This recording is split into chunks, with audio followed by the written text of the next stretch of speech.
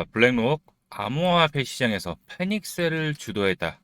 비트코인, 이더리움 대량 처분 나오면서 올 초에 트럼프 대통령 취임 기대감에 상승했던 모습들을 다 반납하는 모습을 보이면서 한 차례 위기를 겪고 있습니다.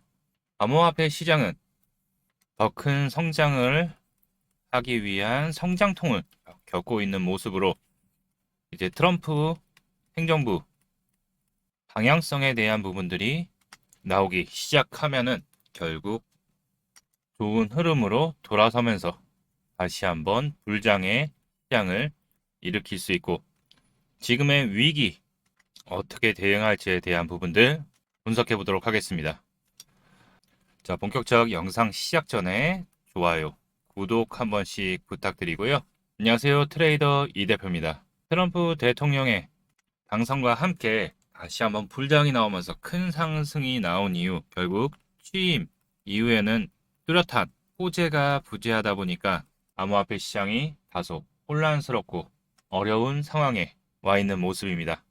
자, 이 기사를 보시고서 많이 놀라셨을 분들도 계실 거예요. 자, 블랙록 대량 처분이라고 나왔는데 얘네들이 보유하고 있는 비트코인의 자산은 73조가 넘습니다. 그 중에 약 1%도 안 되는 금액을 매도를 했어요.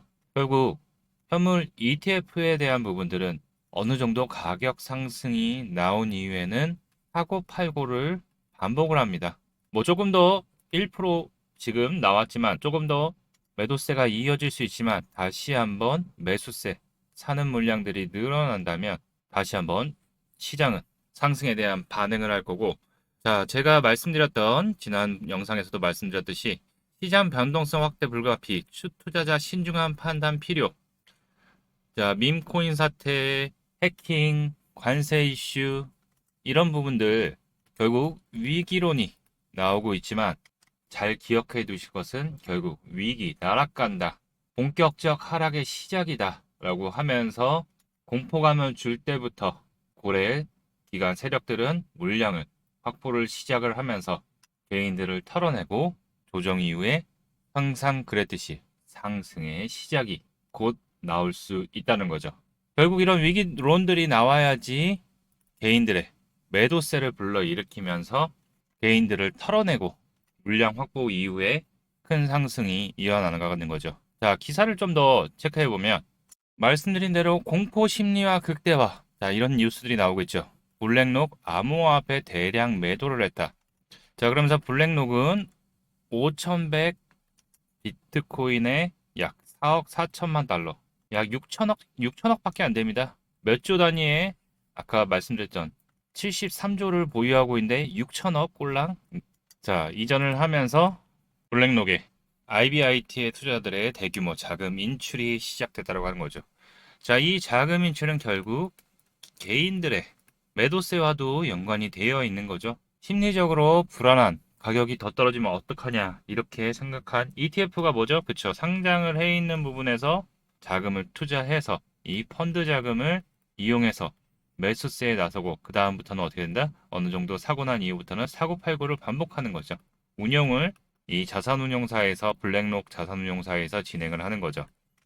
어제 하루에만 4억 1,800만 달러, 약 6천억 정도죠. BTC를 매각을 했습니다. 또 피델리티, 21 쉐어즈, 그리고 그레이스케일, 비트와이즈 등 다른 운용사도 자금 유출에 직면하면서 매도세에 동참을 하는 거죠. 근데 잘 기억해 두셔야 될 게 이 자산운용사들은 현물 ETF 부분도 만지지만은 선물 옵션 부분도 같이 만지기 때문에 해지를 하죠. 매도를 청산하면서 어떻게 된다? 숏 잡고 그거에 대해서 해지 부분도 같이 처리하는데, 여러분들 잘 기억해 두셔야 될 게 비트코인 ETF 승인이 1월 달에 승인이 났죠. 이때 가격이 좀 높았다라고 치더라도 45,000원에서 5만 달러, 뭐 좀 더 높게는 계속 6만 달러 계속 사기 시작. 얘네들은 계속 샀었죠. 근데 지금 가격이 얼마예요? 그쵸? 10만 달러를 돌파했다가 지금 조정받아서 8만 달러 밑에 살짝 내려와 있죠. 결국 얘네들이 살 때에는 뭐 나중에 산 거는 손실이겠지만 결국 합쳐놓고 보면은 엄청난 수익, 2배 이상의 수익을 내고 있었던 물량들이죠. 자, 그리고 제가 체크해 보아야 될 구간으로 요 구간을 말씀드렸어요. 드디어 요 구간에 내려왔죠. 8만 달러와 7만 5천 달러 요 구간에 이제 지지 여부가 중요하다. 그거가 바로 이 자리 있을 때, 이 자리 왔을 때 미리 말씀드렸죠. 요번에 반등이 세게 못 나오게 될 경우 다시 한번 9만 달러 위로 자리를 못 잡게 될 경우, 빠르게 못 올라올 경우 더 추가적인 하락이 나올 수 있다. 근데 아마 여기 라인에서 브레이킹이 걸릴 수 있으니까 어떻게 된다? 우리는 여기 부분을 좀 기다려보자라고 말씀을 드렸죠. 자, 어제 하루만 4억 달러 정도가 인출이 됐는데, 자, 블랙록에 비트코인과 이더리움 보유를 하고 있는데, 비트코인 같은 경우에는 58만 BTC를 보유하고 있습니다. 약 502억 달러죠. 아까 말씀드렸던 73조 부분입니다. 조금 더 유출은 있을 수 있어요. 그렇지만 유출 말고 반대로 저점에서의 매수세도 다시 들어오게 되면 이제 이 부분이 왔다 갔다가 채우기 시작하겠죠. 자, 차이가 얼마예요? 그쵸? 1%도 안 되는 금액입니다. 아직 큰 변동에 대한 부분들은 없다. 메이저 기관에서는 큰 변동은 없는데 결국 불안한 개인들이 ETF 상품에 대한 판매를 하기 시작하는 거죠.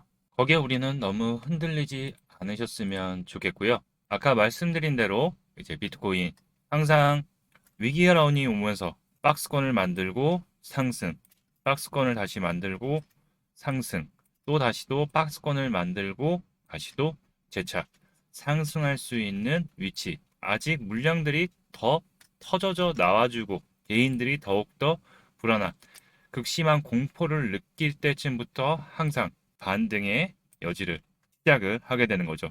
이때도 급박한 공포를 느껴가면서 이때는 엔캐리 청산, 일본 금리 인상이 갑작스럽게 발표되면서 밑으로 빠지면서 결국 물량들은 어떻게 됐어요? 여기 라인까지 빠졌다가 물량들을 걷어 올리면서 엄청난 거래량들 터졌죠. 그러면서 상승 추세를 잡으면서 다시 한번 또 한 번에 올리진 않죠. 또 여기서 또 털어내고 난 이후에 단기적 반등 이후에 털어낸 다음에 그 다음에 상승 랠리를 가져갔기 때문에 이번에도 지금 물량들을 계속 털어내고 있는데 단기적 아까 말씀드렸던 수급들 더 큰 수급들이 들어와 줘야지 다시 한번 V자 반등 보이고서 또 한 번 누르고 개인들 한 번 더 단기 물량을 털어내고 난 이후에 다시 한번 흐름은 가져갈 수 있다라는 거 잘 체크해 보자라고 말씀드릴 수 있고 자 업비트에서도 보게 되면은 자 기존에 말씀드렸던 구간 여기 구간 밑으로 드디어 내려왔습니다. 여기에 하단 부분 바로 1억 1,100만 원 구간 뭐 많이 빠지면 1억까지도 살짝 내려갈 수 있겠죠. 1억 부분까지도 이 빨간 라인까지 내려갈 수는 있겠지만 다시 한번 여기까지 내려간다면 빠르게 올라갈 거고 드디어 1억 2천과 1억 1천만 원 사이 부분에 이 구간이 이제 중요한 지지 라인으로 선택되는지 체크해 봐야 된다. 자, 지금 상황에서는 절대 급하게 살 필요가 없다. 아, 나는 그래도 여유롭게 좀 준비를 하고 싶어 하시는 분들은 천천히 분할로 좀 잡아도 상관없는 구간이었지만 굳이 변동성이 어마어마하게 큰 비트코인이 아니기 때문에 충분히 추세 전환을 하고서 안착을 하고서 자리를 잡고 나서 추세 돌리는 거 확인하고서 거래량 들어오는 거 보면서 체크해도 늦지 않다.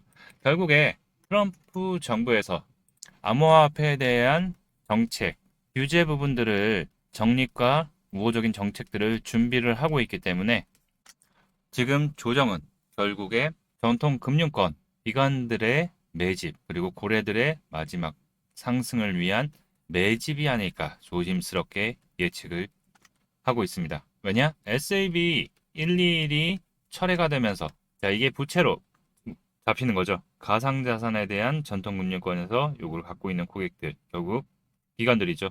항목들은 부채로 평가되기 때문에 은행에서는 신용평가에서 아주 나쁜 부분으로 받아지는 거죠.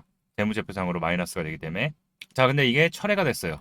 자, 그러면서 암호화폐에 대한 은행부터 해서 금융권의 보유, 활로가 뚫렸기 때문에 블록체인 기술들이 정립이 되기 시작하면은 본격적 수요가 증가를 할 거예요. 자, 그러면 다시 한번 불장을 만들어내기 위해서는 어떻게 된다? 가격을 떨어뜨리고 그리고 나서 저점에서의 매집이 시작되면서 다시 한번 큰 불장을 일으킬 수 있는 위치에 있다. 자, 그러면서 이제 앞으로는 이때는 11월 달 트럼프 대통령이 당선이 되고 나서는 불장이었죠. 무엇이든 어떤 코인이든 그냥 웬만한 코인들, 이름 있는 코인들은 다 상승이 나왔던 구간이었는데 앞으로는 이제 선별적 상승이 나오는 시장. 뭐 덩달아서 어느 정도 상승은 나오겠죠. 그 대신 상승의 모멘텀, 결국 재료들이 강한 코인들이 선별적 움직임을 가져갈 수 있다. 자, 시장의 관점은 결국 지금 현재 ETF 상품의 시장은 집중이 될 거예요. 자, 이 ETF 상품 아까도 말씀드렸듯이 자산운용사들의 자금들, 펀드 자금들이 들어오는 거기 때문에 비트코인 그리고 현재는 이더리움 두 개밖에 없죠. 두 코인들이 이 ETF 상품이 출시되면서 엄청난 자금력을 불러일으키면서 상승이 나왔습니다. 그러면서 그전에는 ETF에 대한 부분들이 SEC에서 승인을 내주는데 상당히 까다롭게 솔직히 비트코인과 이더리움도 간신히 통과를 하면서 시장이 달라졌죠.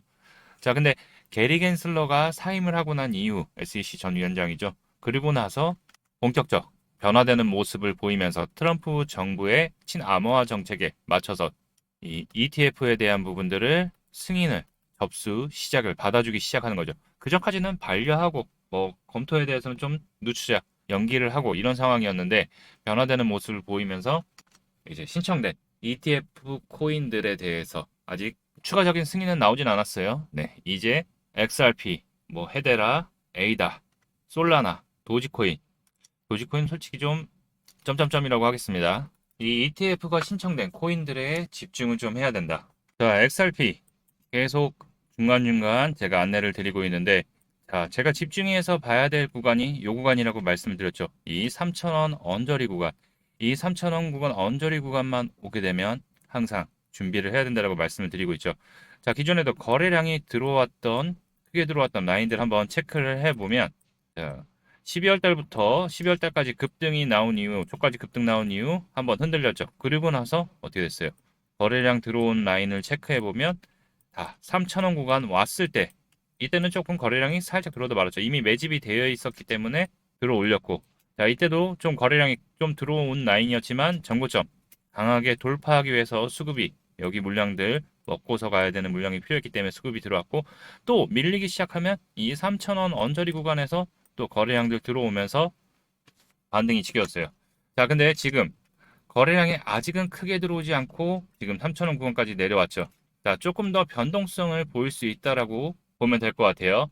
자, 조금 더 크게 밀린다면 2,750원에서 2,500원 사이 여기 구간까지 슬쩍 밀렸다가 거래량이 들어오면서 바로 빠르게 회복이 된다면 그때가 중요한 반등의 타이밍이 될 수 있다.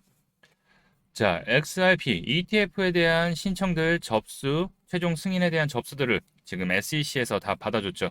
그레이스케일, 트웨니언 쉐어즈, 비트와이즈, 그리고 코인쉐어즈, 카나리 캐피탈, 위즈덤틀리. 결국 그레이스케일이 돈 냄새를 엄청 잘 맡아요.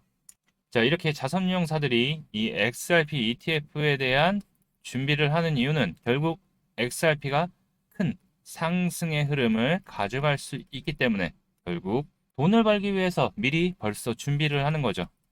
자, XRP는 비트코인이 그냥 이렇게 떨어지는데도 중간에 반등을 주고서 한번 흘러나오는데 거래량이 지금 크게 없는 모습입니다. 고점에서 물량 출회가 되지는 않았어요. 왜냐? 모멘텀이 재료들이 살아있기 때문이죠. 그럼 이렇게 얘기하시는 분도 있을 거예요. 근데 왜 조정받아? 시장이 거시적 경제의 불안감, 경기 침체에 대한 리스크로 인해서 성장 둔화와 함께 유동성 축소로 인해서 결국 암호화폐 시장, 코인 시장에 돈이 안 돈다는 얘기죠.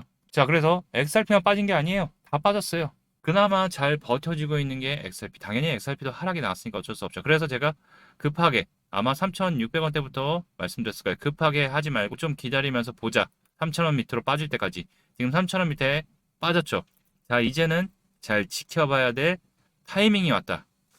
아직은 좀 더 약세, 흐를 수 있는 모습을 보일 수는 있겠지만은 슬슬 이제 저점 지지가 완료된다면 다시 한번 턴어라운드. 아까 말씀드렸듯이 XRP ETF에 대한 부분, 또 브라질에서는 이미 승인이 났죠. 그리고 상장 일정, 이 부분이 아직 나오지 않은 미정이기 때문에 이 일정이 나온다면은 큰 호재로 받아들이기 시작할 거고. 그리고 2020년도부터 이어진 SEC와의 소송이 드디어 종료가 될 수 있는 기대감이 커지고 있죠. 기존에 SEC와 소송을 하던 암호화폐 업체들 결국 소송 철회들이 하나둘씩 나오면서 임박한 소송들부터 먼저 지금 나오고 있죠. SEC에서 코인베이스, 컨센시스, 제미니 소송 철회를 하면서 결국 SEC의 규제에 대한 가이드라인 변경 이 부분에 힘을 받게 되는 거죠. 앞으로 나올 모멘텀은 강합니다. 아직 다만 트럼프 정부에서 뚜렷한 암호화폐에 대한 우호적인 정책, 규제, SEC에서도 그렇고 CFTC에도 그렇고 규제 완화에 대한 부분들이 아직 나오지는 않았어요. 그러다 보니까는 시장이 대외적인 환경에 악재가 계속 나오다 보니까 심리적으로 흔들리는 모습인데 중요한 거는 트럼프 정부가 들어오고 나서 암호화폐에 대한 방향성은 정해졌다. 이제 정책과 규제, 이런 이벤트들, 호재들이 나오기 시작하면 추세는 결국 상승으로 이어질 수밖에 없고 또 XRP의 재료들, 모멘텀들이 나오기 시작하면 SEC와의 종료, 소송 종료와 함께 ETF의 승인들, 그리고 대형은행과의 파트너십, 정부기관과 협력, 그리고 국제 송금, 결제 분야의 확장성을 가지게 되면 움직임이 다시 한번 커질 수 있는 부분이니까 지금 상황 아직 거래량 크게 나오지도 않았어요. 결국 고점에서 터는 게 아니고 저점에서의 계속 매집이 되고 있다. 지금 보시면 이 3,000원과 4,000원, 5,000원 구간 박스권에서 계속 움직이고 있기 때문에 중간 4,000원 라인, 이 라인이 또 중간 저항 라인이죠. 자, 그래서 우리는 체크해야 될 게 이 하단 부분을 잘 지켜주나 잘 보시면서 거래량 들어오면서 저점에서 거래량 들어오기 시작하면 이제부터 분위기 다시 추세 전환하는구나 체크를 하면서 자 우리가 다시 체크해야 될 부분은 이 상단선을 돌파해서 올라가는지 빠르게 V자 반등이 나온다면 이 상단 올라오서 다지고서 또 신고가의 랠리 바로 이어질 수 있다라는 점 잘 기억해 두시고요. 3월 달부터 분명히 변화되는 시점 잘 지켜보셨으면 좋겠습니다. 자, 시장 지금 힘든 상황입니다. 근데 XRP에 대한 모멘텀, 호재들은 더욱더 크기 때문에 이 부분 잘 체크하면서 현명하게 대응하셨으면 좋겠습니다. 많은 분들 힘든 시기라고 보고 있는데 곧 악재가 끝나고 조정의 끝은 반등, 상승의 시작이다. 자, 그래서 우리는 이 기회를 위기라고 생각하지 말고 저점 매수의 찬스로 보고서 잘 대응을 하셨으면 좋겠습니다.